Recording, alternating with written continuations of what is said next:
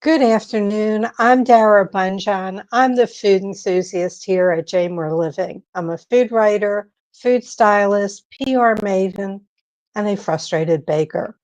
Those of you joining us live, please feel free to drop your comments and questions for my guest or myself in the comment box on the Facebook page, and you'll see me turn my head from time to check and see what your inquiries or comments might be.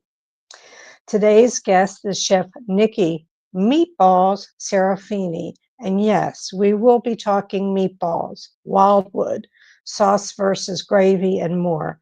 Nick truly embraces his Italian heritage. He is first generation American. Buongiorno, amico mio. Griffin, that means bring him in. Buongiorno, Dara. I thought I'd throw a little Italian in there. Okay, I'm so excited to have you on the show. What's on your plate today other than doing the show? The garage. To clean out the garage. Okay, well, that sounds like fun. Maybe I should say, what's for dinner tonight? What's for dinner tonight? Probably leftovers, or for me, ramen noodles. Well, at least it's noodles, right? We all know that we all know the family table is very central to Italian families. Can you tell me about yours growing up? Who was the cook? Oh, my mother. And so were the Nonas involved with any of the cooking?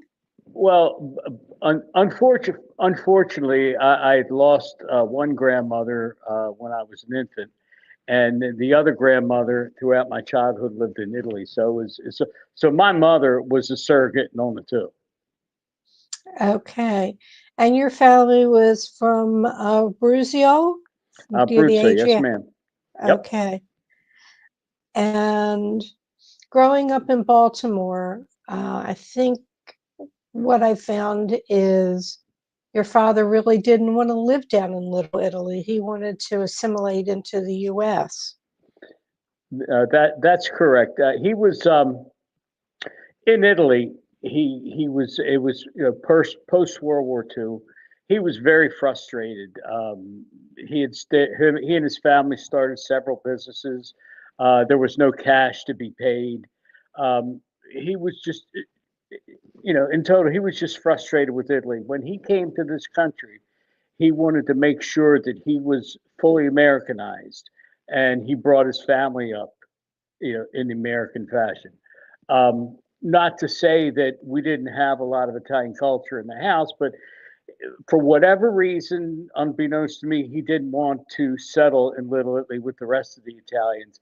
Um, I think if had he settled in Little Italy, I think my life would have been a lot different these days. As in fact, most of my friends, most of the associates, the Romeos, the Appian Society, the Little Italy Lodge, a lot of those members are from Little Italy in some way, shape, or form, and some of them were actually even friends with my dad.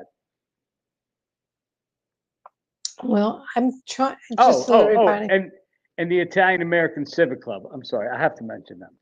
Oh, don't forget that. I saw on your Facebook page, there you were in a table with a bunch of Italian guys at Di Pasquale's. That is Romeo. Has nothing to do with our love life. That is retired old men eating out.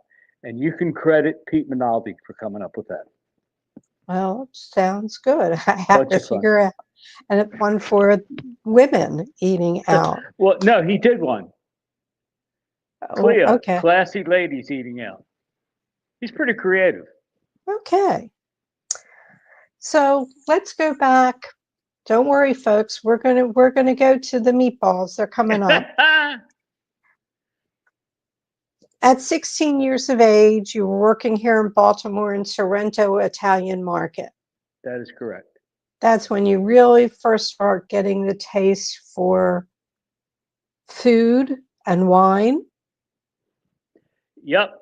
So I was hearing about these Italian dishes that are all, in vogue right now, like cacio e pepe and carbonara. And, I would hear Miss Margot Rose Mastellone, formerly Zanino, talk to the customers about these dishes. And I became very curious. Mr. Andre was brilliant. He knew everything there was to know about wine. He made his own mozzarella cheese. He made his own sausage. And just by watching him, I learnred. Now there was another. Obviously, the reason I ended up there is their son Sal and I were in high school together, and nickname back then were the Dancing Bears. And if you saw he and I back in those days, you'd understand why. Now, a real learning experience was at the end of the day when I had to sweep the floor. I would go around the wine department and just read all the labels. Well, apparently at times I wasn't, doing a good enough job or doing it fast enough. And Nana Rose and Nina would just grab the broom from me and, smack me in the butt with it. So those are some of the fond memories of my first experience with food. And I know that there was an opportunity to buy in. For those not local, these are all well-known Italian groceries and restaurants here in Baltimore to buy into Pastori. That's correct. But your dad made you pass. Why? So I was working there at the time that Pastori's location in Towson was not owned by the Pastori family. It was lack of a better term, was a franchise. So that family lost interest in operating the thing. So my dad's boss said, "Hey, why don't you buy it for Nick?" And to my disappointment, he said to him, he said, "No, I want him to finish college." So fast forward 50 years later, I was still in the food business. So, the money he's paid for my education, we could, and again, my life would have been a lot different. Right. But yours was more in accounting and history. Yeah, that's when I went to college. He said you got to be a CPA. Well, accounting was the last thing I wanted to do. So I studied economics, and while my buddies were all taking driver's ed and badminton, I took history courses. I actually had an opportunity to do a travel study in Europe at my senior year in college. Great. Well, that's great. Where was it? I'm sorry, what was the You study had in? Where did you go? You said it was a Oh, we travel. went. Yeah, we went to. We were in Innsbruck. We were in Austria. We were in. I'm sorry, Luxembourg. We were in Austria. We were in France and Germany and Italy. Sounds like a great trip. It was awesome. Then you worked at Capriccio's back when it was the original chef Giovanni Regato. Yes, ma'am. Yes, I did. That was my first experience, first exposure to fine dining, and for whatever reason, the man took a liking to me. The guy was brilliant. He told me, "You stand next to me," and says, "I'll give you a $20,000 education in 2 weeks for free." And boy, he did. I did a cooking class with him ages ago. There's a picture on my refrigerator, me holding a cake with him behind me or something But like that. Giovanni, great guy. Giovanni, yes. Rest in peace. Rest in peace. He's right.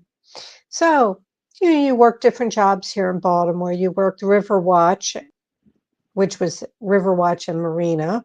Yes. And was it there that you spun off and won that crab soup contest? No, it was after that. So I wanted to do something else besides cook. So a gentleman persuaded me to go work for him and be kind of his general manager. And obviously with the labor problems, I ended up cooking there as well. So he had a recipe for crab soup, Maryland crab soup, that came from the canneries in Canton. A lot of crab soups, people put them out in 45 minutes. This crab soup took a good 3.5 to 4 hours to make. It was, it did not taste like vegetable soup with handfuls of Old Bay in it. It really tastes like crab soup. And in 1995, he said, "Well, come on. This is just before I left. He said, come on, let's make 25 gallons of it and enter it into the J.O. Spice Cook-Off at the Inner Harbor." So the judge of that contest was Emeril Lagasse, and he came and told us, that was the best Maryland crab soup he's ever had. I still make that recipe today, and I have to credit the Corda family. That's not my recipe. Walter Corda gave it to me. Probably one of the greatest gifts I've ever given in my life. Yeah. So what would you say? It took hours. So basically you were creating a shell stock or a beef broth, or what were you doing for the base? Well, that's what you start off with. You start off with a shell stock, and then you build it in layers. You start off with the tomatoes and the bacon. When that comes to boil, you add the barley.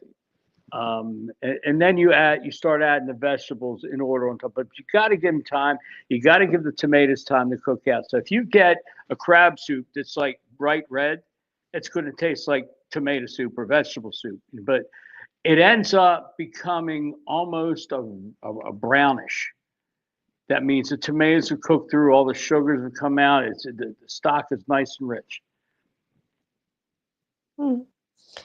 Just wondering how to improve mine. That's all. Yeah, just build it in layers. That's all. Like just give it time.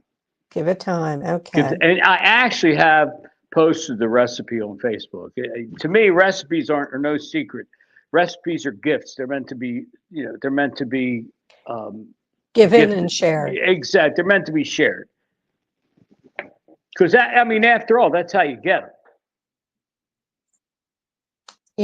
We know the famous story where people give out recipes and leave something that's important, but that's not what I do. When you start making it, it's just like baking. It takes a couple times to learn how the stuff behaves. So, once you do it a couple times, you'll gain that institutional knowledge and be able to pull it together easy. It will never come out like you'd like it the first time. It takes a couple times. It's like when you make pancakes on a griddle. The first couple pancakes you got to throw away. Right. So let's get down to the real nitty gritty. You know that song. Okay. All right. You worked as a chef. You worked in food sales. You worked for, I think you were repping a pasta company. Yeah, I was with the pasta division Nestle for 10 years. Okay. I think what I read in the notes, this is where the name Nicky Meatballs came from. Please share the story. How did you become Nicky Meatballs? Okay. So when I first started with that organization, we were all invited up there for a national sales meeting. So I kept hearing about this guy, Richie Ravioli, Richard Fernandez. Richie, if you're listening, maybe you don't know this, but I kept hearing about Richie Ravioli, and he had an ego as big as this room. So I said, let's have some fun with him. Start calling me Nicky Macaroni. And the name kind of stuck, and it really upset him because he wasn't, really unique anymore. So I stayed with that company for about 10 years, and then, my situation changed, and I had to stay closer to home. I won't get into that now because that's a story all in of itself. So I'm not selling pasta anymore. What am I going to do?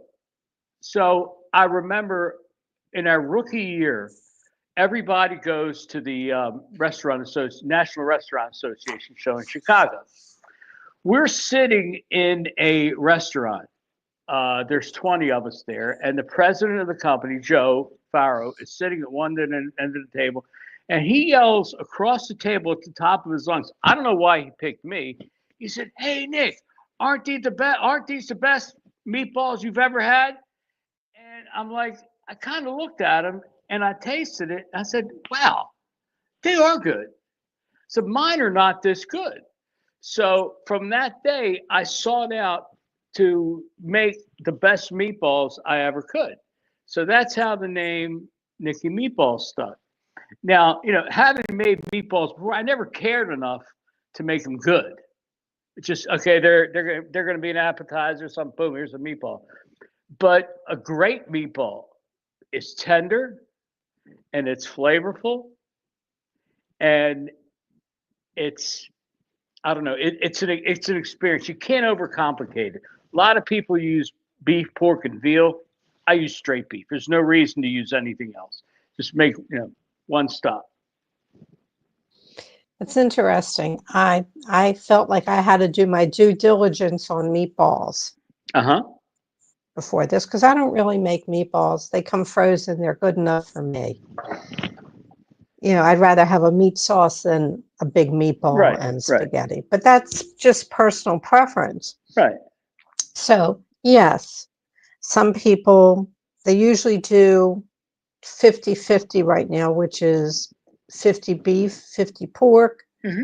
Some people use veal. It's hard to come by. And veal's lean. I mean, there's not much fat to that. Some use sausage instead of the pork, and that has the seasonings in it. Mm-hmm. Some use milk. Some use water. Mm-hmm. Some use artisan breadcrumbs, and other ones use jarred breadcrumbs. Seasonings, fry or bake it. So tell me about your recipe for meatballs. Okay. So I use straight up beef. Okay. So I put in here. This is the recipe. You set the beef aside, and I use the cheese I use with it is Locatelli Romano. For those of you out there know what that's the best. You use Locatelli, you don't have to overcomplicate it.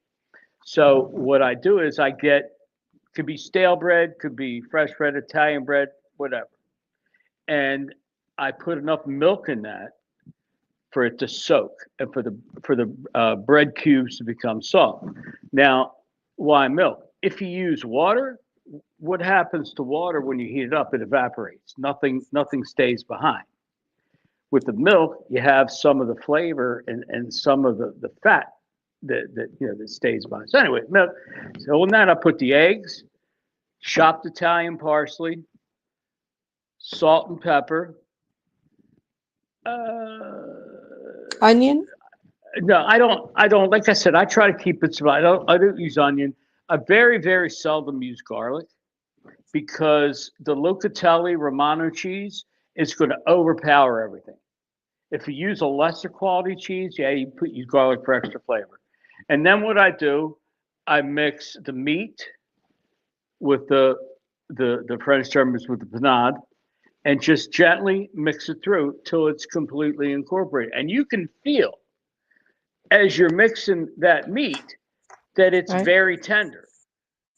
You can feel it. Now, if you use dry breadcrumbs, the meatballs are going to be a little tougher.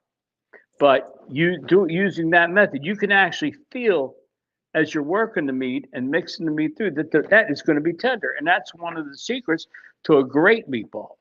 And then as far as frying or baked, that's entirely up to you. My mom, who some people say had the best meatballs ever, would fry them in about 3 inches of oil. I'll bake them.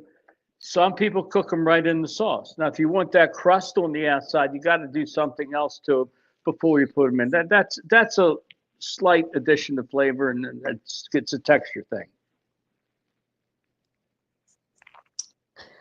Funny thing is, in looking through all these meatball things, somebody did a comparison to Ina Garten, Raoul's sauce people who have the restaurant, Smitten Kitten, and Anne Burrell, who just passed away, and compared them. And Anne Burrell's won, and it was made with water. Well, Raoul's came out low, but I've never quite made it. I think I would probably do some sausage with it for seasoning. It's like I said, it's a matter of taste.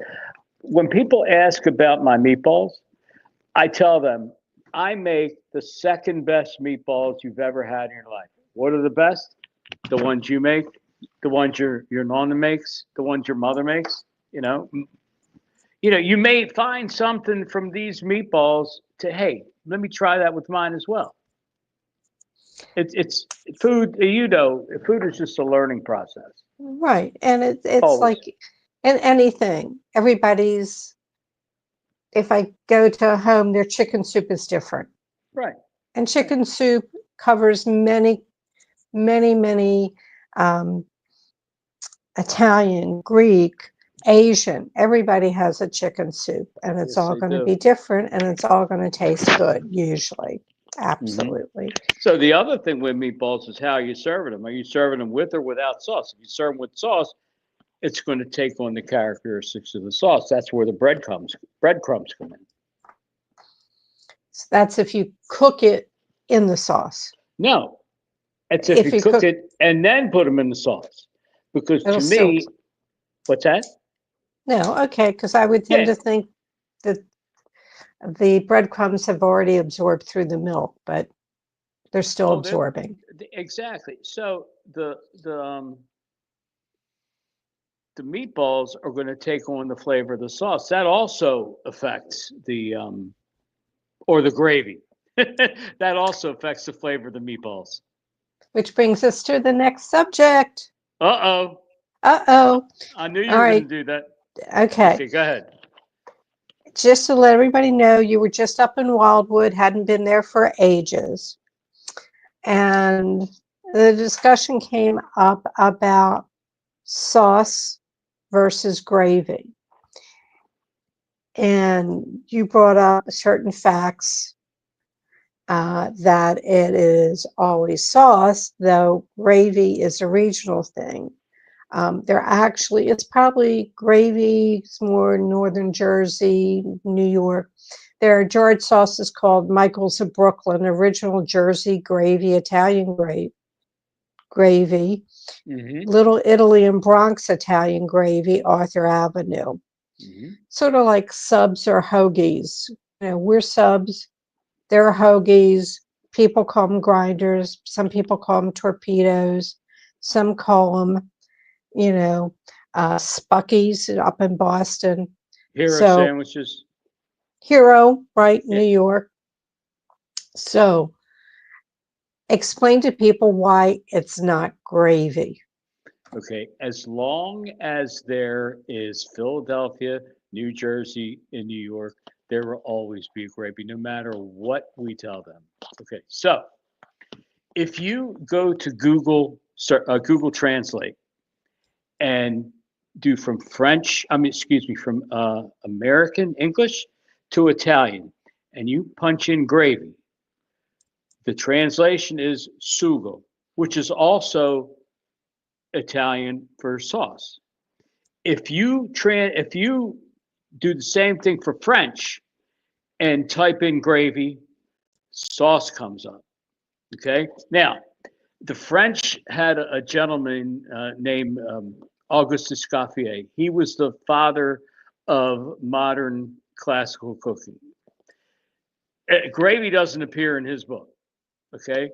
The Italians had a gentleman named Pellegrino Artusi. The Italian Bible for cooking is this right here. It's called Science in the Kitchen, the Art of Eating Well. So if you look in the index, it jumps from grapes to greens. There's no gravy in there.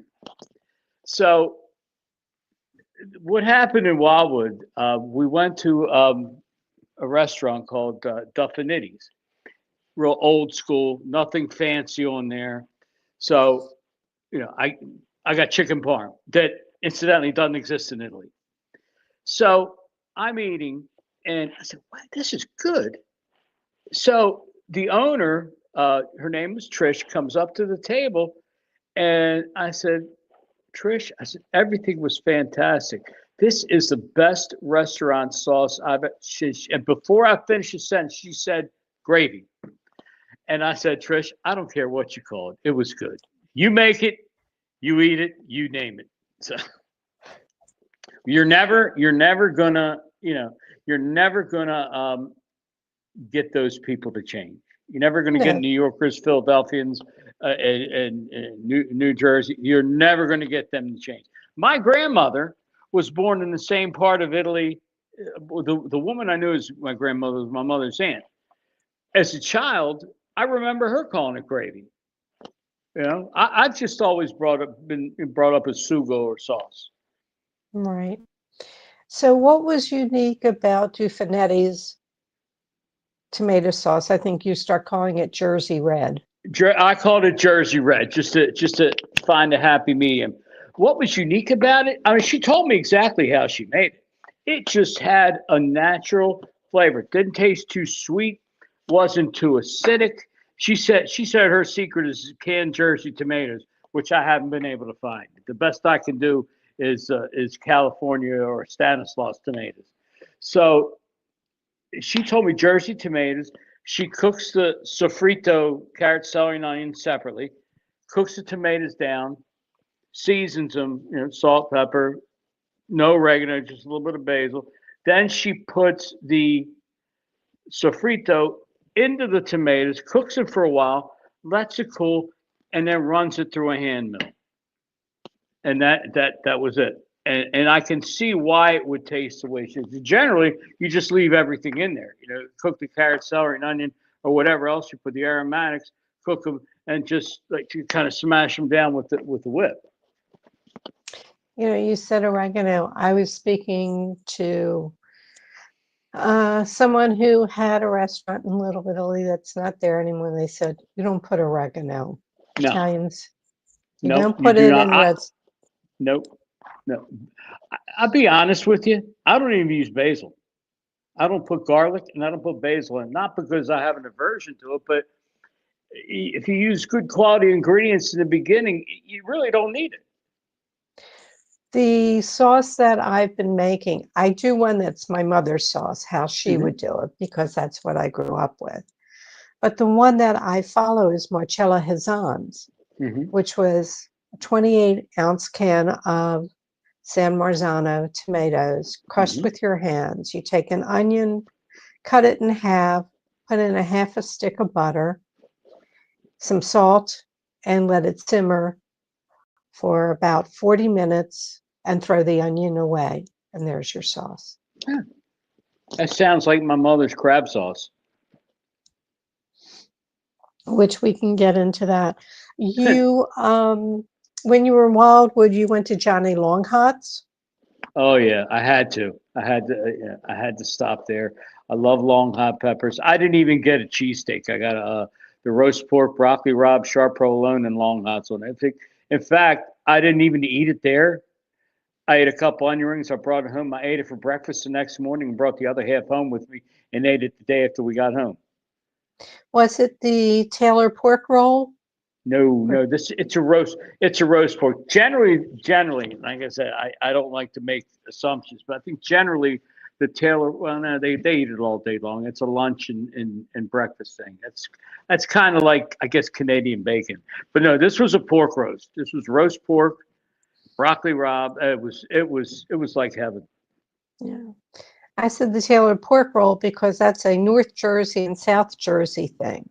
One calls it Taylor ham and the other one calls it Taylor pork roll. Everywhere on the boardwalk had Taylor pork roll. I remember from 50 years ago.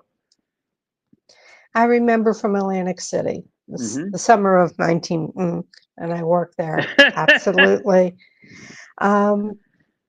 So what are the things, you're semi-retired, you keep your hands in it, you're doing a lot of different things. What is this meatballs and extra cheese that you're doing with Tony Pagnotti? Glad you said that because he's probably watching this right now. Hi, So, what's up? So what we do, what I have been doing for the past year is maybe longer than a year. I do meatball throwdown, so we can structure that any way you want. I can just do a demonstration, show you how to make meatballs, bring the ingredients, and you divide up into two teams and have a contest between the two of you. Time permitting, I'll give a focaccia baking lesson because preferably I like to let it ferment overnight. But you can make an acceptable focaccia in about 3 hours. So, you know, we do the lessons. I'll serve a salad, the meatballs. Some people want pasta. Some of them want it served with, you know, ricotta cheese and cheese, and just eat that with the focaccia and the salad. But what I found was doing these things, you know, you keep a certain amount of attention.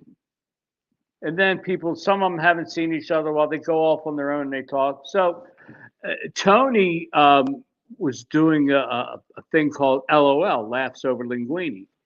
So I guess I was sitting, I got this bright idea. Hey, why don't we, you know, you do your thing, I do mine, but why don't we do something together, combine it? So what we will do is that same thing, the throwdown or the, you know, the demonstration, and Tony will give a play-by-play commentary and also do a stand-up comedy routine. The man is hilarious. I know most people in the area know him as the weatherman, but that guy is funny, and he can sing too. So maybe I'll bring a CD and he'll serenade you.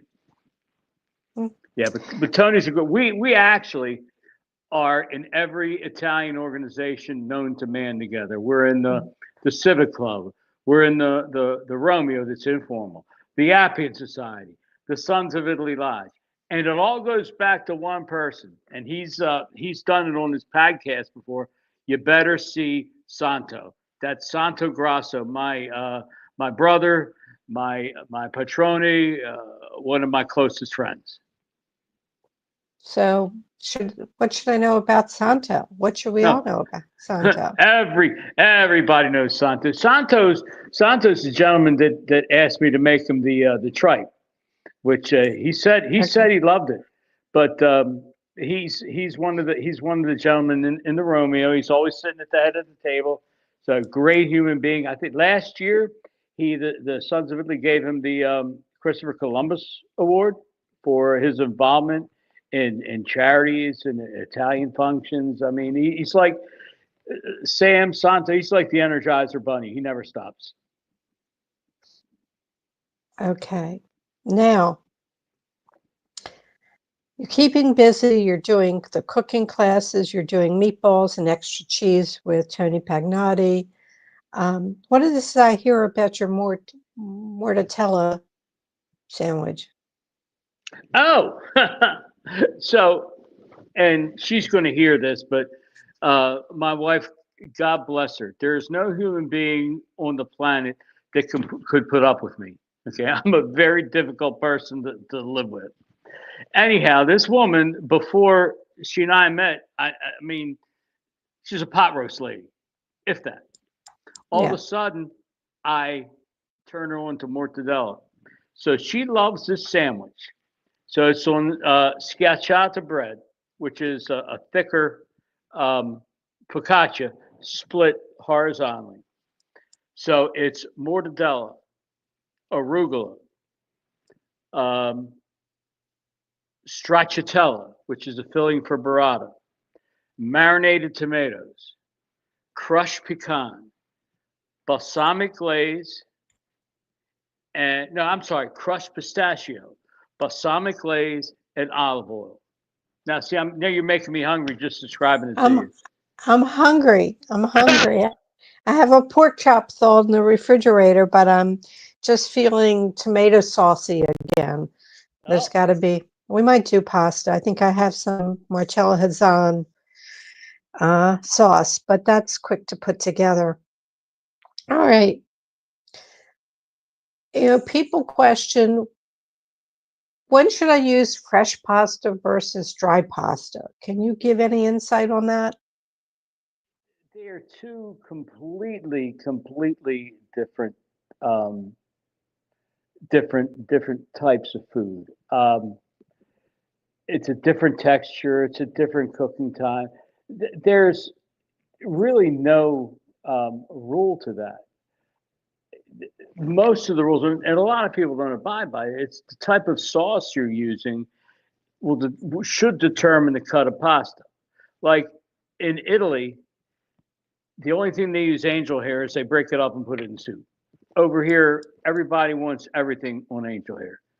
The problem with that is the sauce just drops right through the pasta and ends up on the bottom of the dish. Um, linguine is generally served with seafood. Uh, Spaghetti is generally served with a meat. And incidentally, there is no such thing as spaghetti and meatballs in Italy.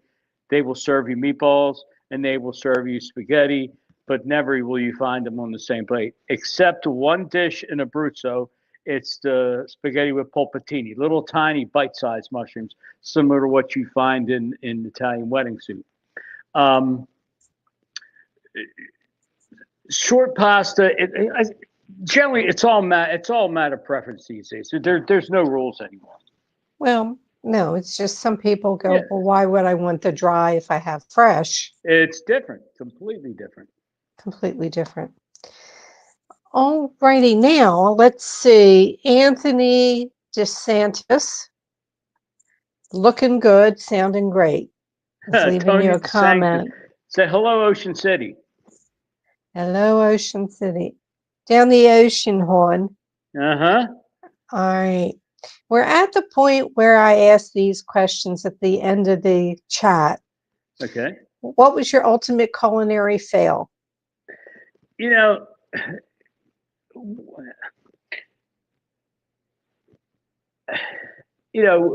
I burned a lot of toast in all the years I've been cooking. I really can't think of one thing that I did.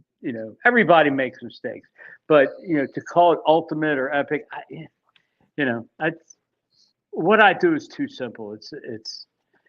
I Okay. can't think of one time where I really made something. You're talking about cooking stuff, right? Or just pissing Right. somebody off?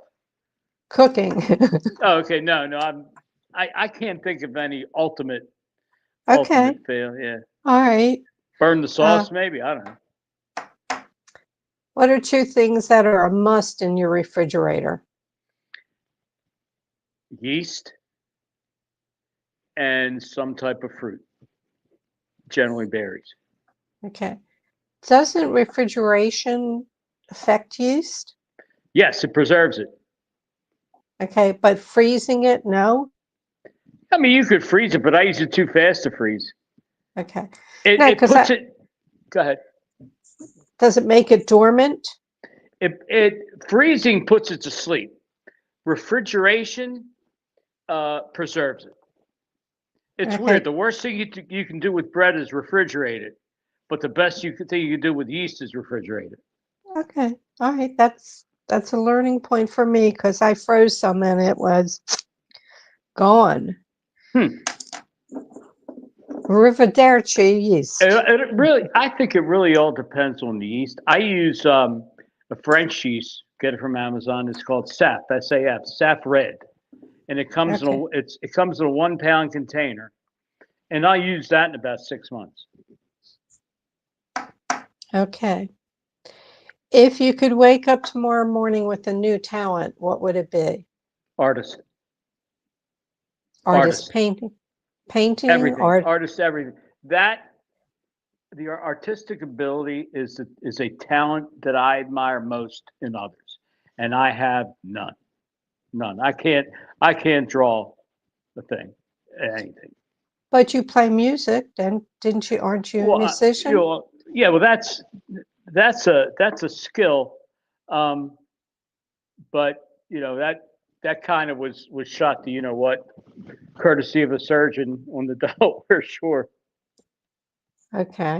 Let's see. Sam Grasso. Heard enough in this conversation that I'm now starving. Good job and great info. I think everybody's getting hungry here. If you could go back and give your 18-year-old self a piece of advice, what would it be? Stand your ground. My father wanted me to go to college, and I'm still doing the same thing I was when I was 18. Okay. Things would have been a lot different. This one I'm very curious about. What's the best bite that you've had all week? Oh, that's piece of cake. Bees brick oven pizza. Absolutely. Bees brick oven pizza. Berto makes his pizza. He's got a trailer. He's got two gorgeous beehive ovens in there. It's to me, It's the closest thing you can find to Neapolitan pizza in the area. I mean, I've had pizza from pizza trucks. I've had pizza all over. Pizza's my number one favorite. I could eat pizza 7 days a week.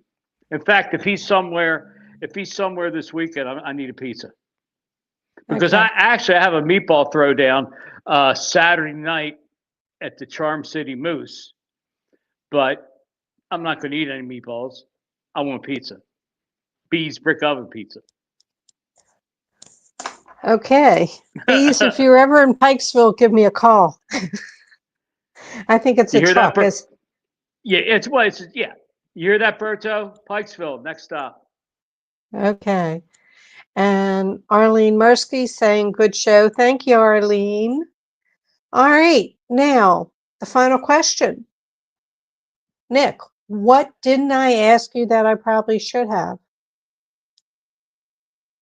Well, you asked me, but I didn't answer it. So what am I doing exactly right? Not right this second, but lately.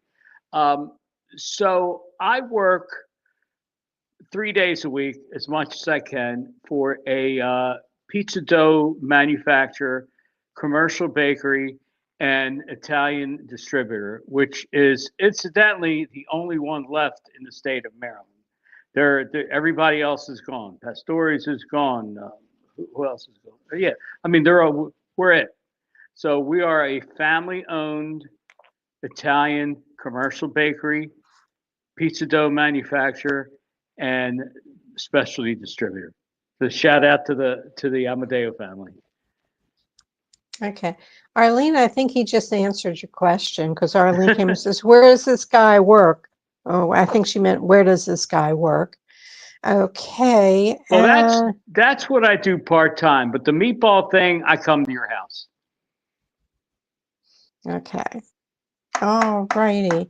And I want to tell people that you're very much involved in the Italian Heritage Fall Festival that will be in Towson on October 18th. Before we sign off, tell us a little bit about the Italian Heritage Fall Festival in Towson, October 18th.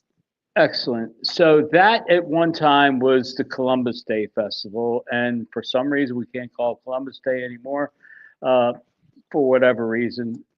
It was moved out to Towson last year by invitation.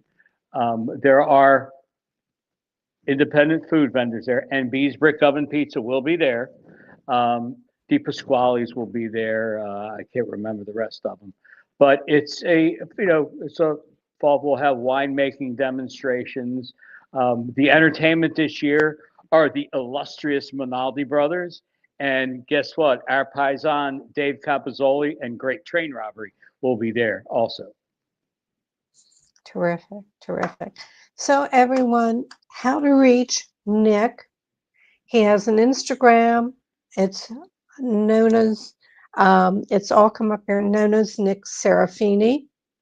And that's the same thing on Facebook. And I think I asked them to put up your email address, but they can find you through your Instagram and your Facebook page. That's fine. Email or however they need to get in touch with me, they can get in touch with me. I'm easy. Right.